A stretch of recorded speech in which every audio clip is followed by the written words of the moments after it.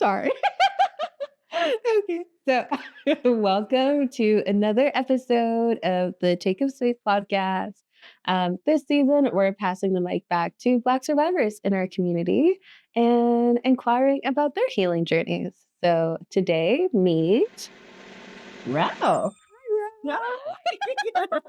Would you like to introduce yourself? Yeah. Hello, I'm Ro. I am a weird, quirky human that really enjoys almond butter. I don't know why that came to mind, I but love that. almond butter has just been on my list for like the whole week. Yeah. My area of focus, like work-wise, is yoga, wellness, and really just supporting humans in like their journey, or letting them see their journey a bit differently. I'm a mother of a really cool fleshling. I'm a dog owner of a really cool poodle named Monty or Demonte. Yeah. And I'm really into cosplay, and I'm really into fairies and vampires and monsters, and that is a part of my healing journey too. I love that. And you do give me very fairy vampire-like energy. Yeah, that's so lovely. I know where my wings today. So lovely. So when do you feel like your healing journey began? Ooh, I want to say when not when my son was born, but a little while after. I went through postpartum depression quite intensely. It was very, very scary for me. And I think I started to kind of put some pieces together of where I wanted to be, how I wanted to show up. And my healing journey's still like changing and happening since then. Yeah. Well, it's lovely. Yeah. What would you say healing has felt like thus far? Hard. Yeah. And like I don't even know if some days I am healing. There are times where, I have a thought or an image or a feeling that I'm sinking or that I'm falling or that I'm cutting myself off from a lot of different things. And then there are other days where I notice, there's small pieces of myself kind of coming back together and new things that I'm learning. I'm shifting into like another phase of life with like perimenopause and like learning more about my neurospiciness and having not to like people please and just a lot of things that I used to do, sometimes still do, and then reflect upon and realize I don't do. And so I found like healing has been hard. And I'm still unsure if like I am healing. Yeah. or what. Yeah. I love how honest that is, because I feel like sometimes there's the whole idea that healing is every day and it's a never-ending process. Yeah. It's definitely a part of it, and there's truth to that in so many different ways. But I also feel like in your answer, the honest truth of, some days you wake up and I'm a petty bitch. And then I'm like, ooh, did I? Yeah. And then there are days where I'm like, I can actually let that go and be okay with how it turned out and how it's going to be and where it's going to go.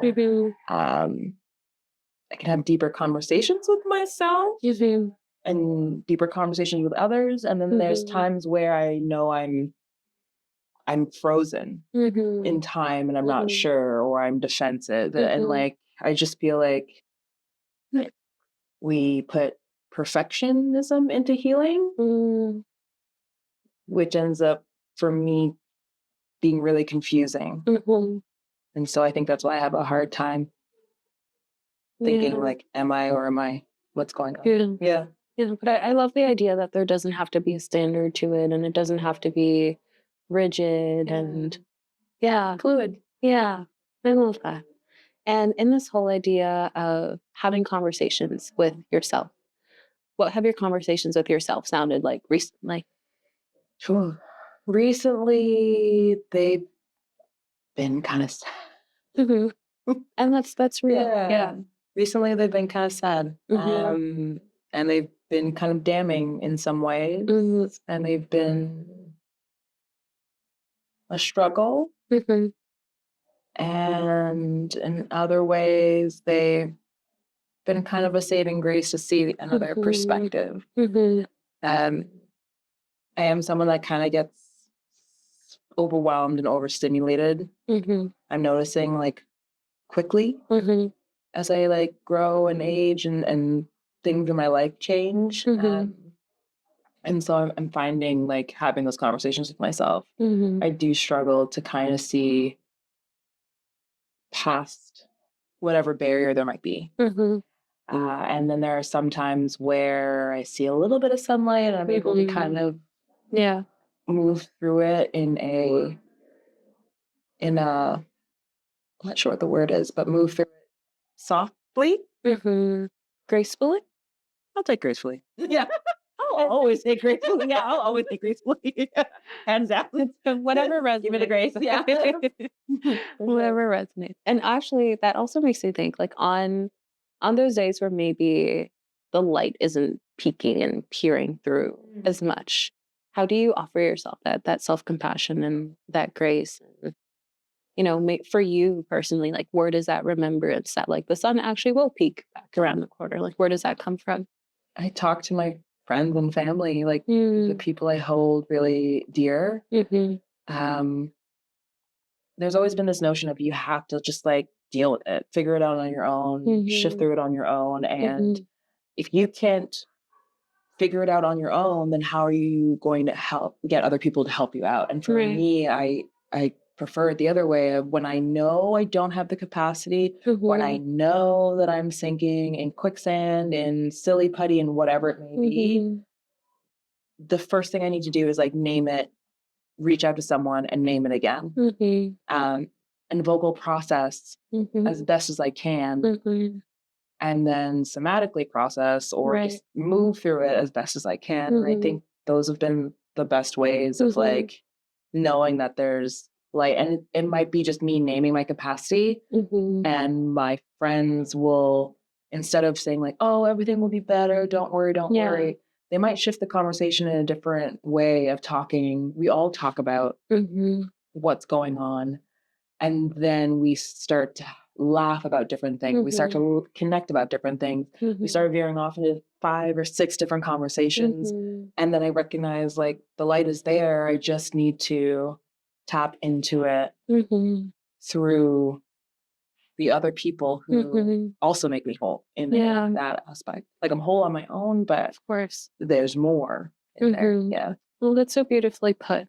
And I love the idea of not just like leaning on your community, but leaning into them. Yeah. Yeah. And that even brings me to like the next question, actually, which is who or what has been a steady hand for you to hold along the way? And what have those relationships looked like?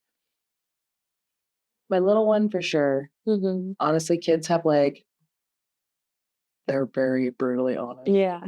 in a loving way. Hmm. And for him, like in some ways, he's a mirror. Mm. There are things I see happening to him that Hmm. used to happen to me, Hmm. and then there's things I see when I'm in a different space. Hmm. I can really reflect a bit differently on like based on his like feelings or Hmm. reaction or whatever it may be. Hmm. On top of that, like my friends, the friend group that I've had Hmm. in the past, really since COVID, Hmm. has been so monumental for me. I've been able to, I don't think I've ever had like a sisterhood friend group Hmm. um, that's been so connected, understanding, Hmm. holds me accountable for Hmm. sure, Yeah. which is great. Has my back. Hmm. I can have their back without Hmm. any thought to it. Hmm. Um, and that really just see me for, for who I Hmm. am. And that has been very very eye-opening. And so when I'm thinking like of my community that's like pulled me through and also a community that I can participate in Right. as well, just fully as myself, those have been the people. I love that. And I'm so glad you have that. You deserve it. Oh, I'm done. And maybe maybe for a version of yourself that kind of yearned for that or didn't have that steady support just yet, Yeah. what would you share with that version of yourself? Be easy on yourself. You don't need everything. You don't need to do everything. Because it'll burn you out in the end. But also, it'll take some time. Yeah. Yeah. And if healing had a texture, a taste, a sound, or was something that you could hold in your palm, how would you describe it? Real good beat. Oh. That's healing for me. Yeah. A real good beat that you can move to and that shifts differently. Like sometimes the beat is deep and heavy and loud, and other times it gets into like the verse where it's chill and soft, and then it might flow into more of a bridge, and it's just all parts of the song. Yeah. Oh, it's such a beautiful metaphor. Oh, that really took me places. Okay, let me ground again. And I feel like in the really beautiful way you described it, it's almost like because it can feel like any moment or part of a song, of any different song at any different point in time. What would you say maybe still in relationship to your healing, but what does it sound like to you right now in in this moment? What song is playing maybe? It's more of like a gothic jazz right now. It's like slow and dark. But there's still notes of like whimsy and magic. I knew you were gonna say whimsy. No. I knew you were That's gonna like I see little notes of like, I'm like, oh, okay, we're still good. Yeah. We still got our wings. Like our fangs are still good. They're still sharp. Yeah. Yeah. In moments where you felt most like yourself, what was happening around you? What was happening to you? What were you experiencing? I was rested. That's a really good way. Yeah. I was experiencing new things. Like I was adventuring in another country. I was in the sun all the time. I was reading for like leisure, not for like work-related purposes or anything. I was laughing with friends and I was crying with friends. I was yelling with friends. I was angry with friends without any, shame. There was no shame. Yeah. I love that. And have any of those really beautiful moments, pieces, those moments that you think back to and you're like, hey, almost like a light bulb moment of like, I'm healing right now. Have you have you had any of those recently? Yeah. Actually, like last week, just like my little one coming up to me and saying like, you don't have to do that, right? It's like, yeah, I know. I'm not going to. He's like, really? I was like, yeah, I don't feel like doing it. I'm just not going to do it. And he's like, well, what happens if like, are you going to panic? And I was like, no, it's not mine to hold. And he's like, what does that mean? And I was like, there are some things that are for me to hold, and there's other things that are not mine to hold. And I don't believe I need to hold everything. Yeah. There's not enough room in a bowl to hold everything. Sometimes you separate things when you're making food. Things are in different bowls before you put them into a bigger bowl. Yeah. And so right now, this is not mine to hold. And I think that was like I was telling about it to a friend. I was like, I can't believe I just let that go and was like, it's not mine to do. Just like that. Yeah, and before I would panic that it's mine. I got to get done. I got to do this for this person and everything else. And I was just like, nope.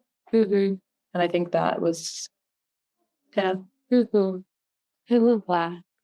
And what would you say is your favorite healing modality? Dance. Yeah, usually dancing will help and support me in that way.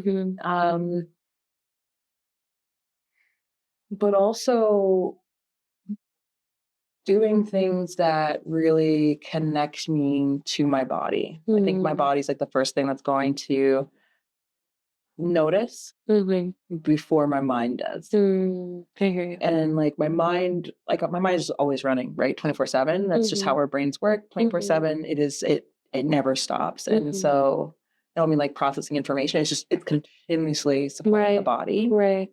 And so the only way for the brain to know if something is and isn't or what it may be is through touch and through smell and through our senses. I feel like if I'm able to move my body, if I'm able to, or not lose my body, if I'm able to rest, if I'm able to sit down, if I'm able to lighten the load of my workload, my day, or whatever it may be, I'm able to process things a bit differently. I'm able to heal a little bit more because I've given myself space to do so. Yeah. Physically, thus giving my brain and my heart and my emotional well time to like build up. Yeah.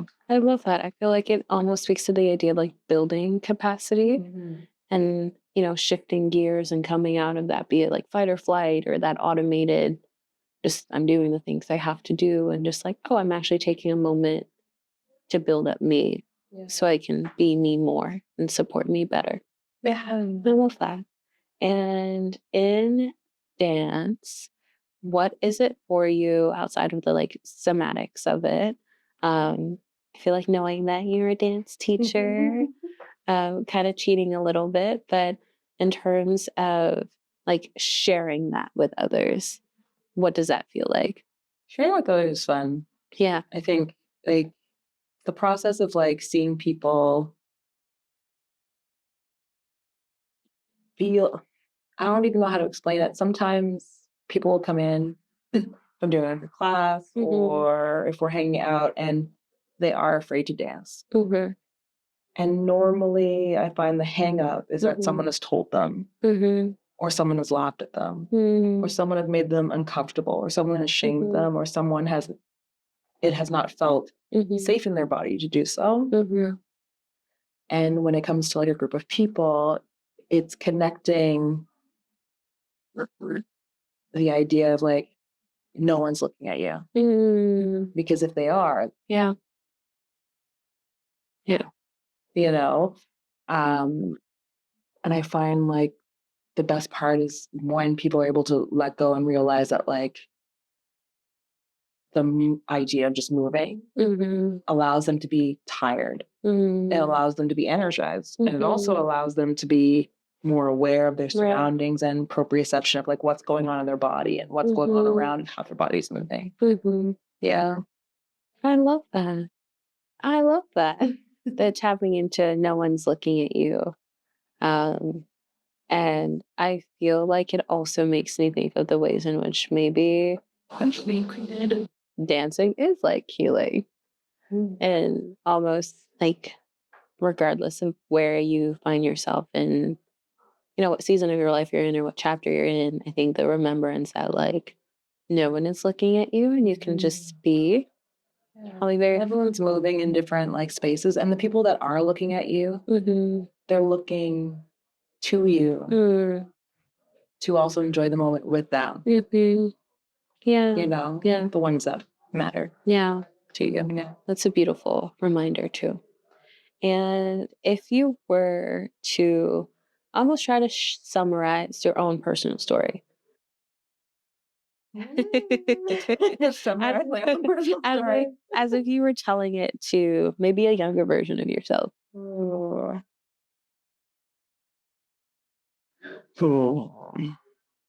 There's a lot of pain. there's a lot of hurt, Mm-hmm. but there is so much joy. Mm-hmm. There's a lot to learn, Mm-hmm. and it's all going to be very confusing, Mm-hmm. but it's also going to make sense at the same time. Mm-hmm. And it's pretty sweet. Yeah. Right now. I'm glad. So if we were to maybe take that similar question but frame it differently, because in sitting with what we wanted this podcast to be, we were really thinking about archives and like what it means to take the time to really not just collect people's stories, but like sit with them and like record them intentionally. And especially when it comes to stories of Black survivorship and propelling those into a future where hopefully there's less of a need for survivorship. And, we've done the healing work and we've built these really beautiful green ecosystems where people can do more dancing, really. In this really big muddled question that I'm trying to form, I think what I'm asking is almost if we were to take your story and everything that you're sharing with us today and propel it into a future, maybe 100 years from now, whether we're sharing this with a stranger or maybe your descendants or maybe just another Black survivor, what would you really want them to know about you? I'm the girl that loves to smile. Period. My laugh is a cackle, and I love it. Yeah. And you should never be fucking ashamed of your own laugh. Mm-hmm. Your laugh is your calling card. Mm-hmm. Your laugh is the only thing no one can copy. Mm-hmm. It's probably one of the few things people can copy from you. Mm-hmm. And your laugh is also how you cry, and it's how you get angry, and it's how everything gets processed. Mm-hmm. So want them to know, cackle at will. I love that. I love that. Yeah. Well, thank you, Ro. Thank you. Are you okay with talking about how maybe motherhood intersect with your survivorship and healing? Yeah. Yeah. For sure. Motherhood and my healing. Okay. Yeah. So like I mentioned before, Mm-hmm. went through postpartum Mm-hmm. pretty intensely, and I feel like as a Black woman, Mm-hmm. and also as a parent, Mm-hmm. and I was in an interracial relationship, Mm-hmm. and that at times can be difficult in some ways of learning and unlearning, and partners being able to learn and unlearn. Mm-hmm.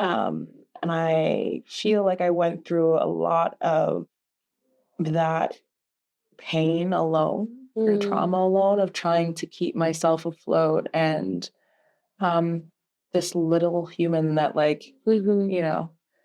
is there. And I don't think I fully grasped the idea of motherhood. I feel like I still haven't really grasped the full idea of motherhood, to be honest with you. I'm constantly always thinking that I'm doing something wrong, or that I've fucked up in some kind of way.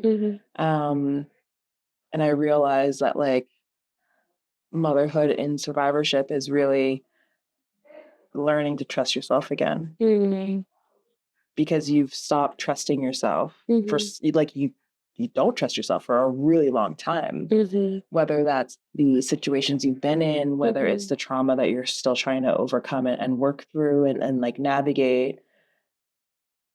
Trusting yourself is so hard, because there's days where I don't trust myself. I've had years and periods where I'm constantly asking others for what choice do I make, because it's hard for me to even make a choice.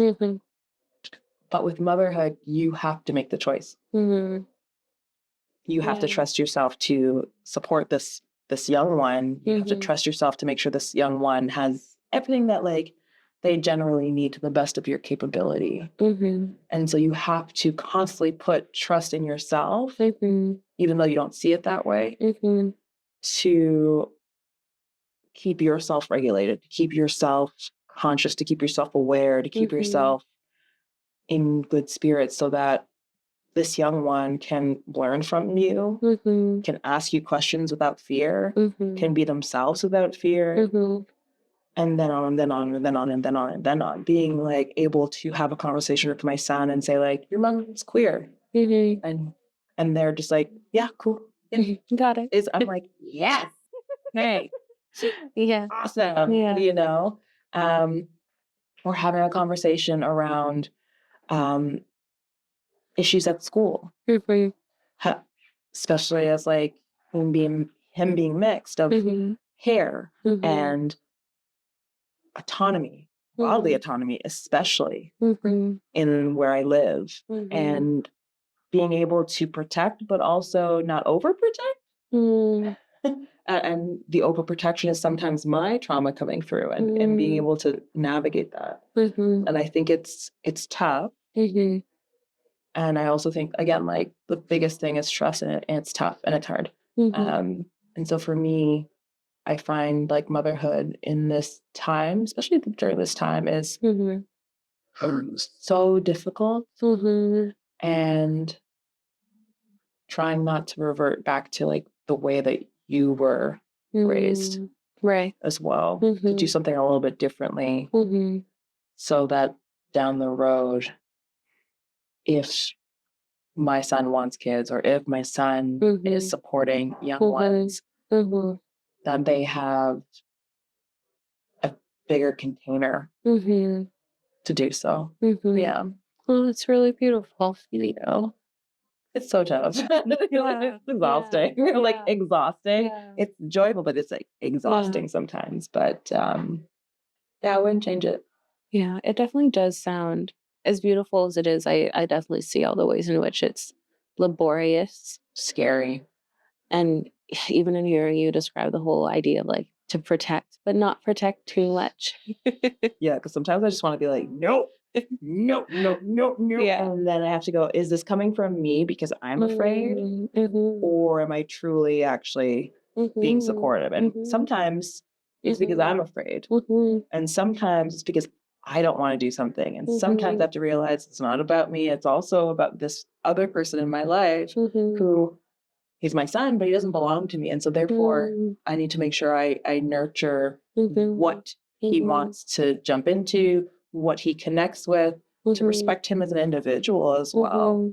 Even if sometimes I want to be like, you are not leaving the house. No. And that you have to explore sometimes too, because if I don't provide the space to do that, Right. I'm pouring my fears onto them, which is not fair. And it's not how it should be, really. There are some fears I can express. Yeah. But it's up to me to express them. And I think that's something I forget to from time to time. Like, my job is to express. Yeah. But there's also so much humility in that. Yeah. Yeah. Almost like recognizing like this is where I begin and I end, and this is where you begin and you end, and like it kind of intersects, but it's still We have to like work together. Yeah. And it also reminds me of the different ways that often like our inner child needs to be mothered and nurtured in our healing journey. Yeah. And almost that like, okay, I'm going out into the world and having a new experience right now, and where are the things I'm feeling coming from, and where do I draw the line, and am I being too protective right now, or am I actually sheltering myself from harm? Is there anything else you'd like to share? You're awesome.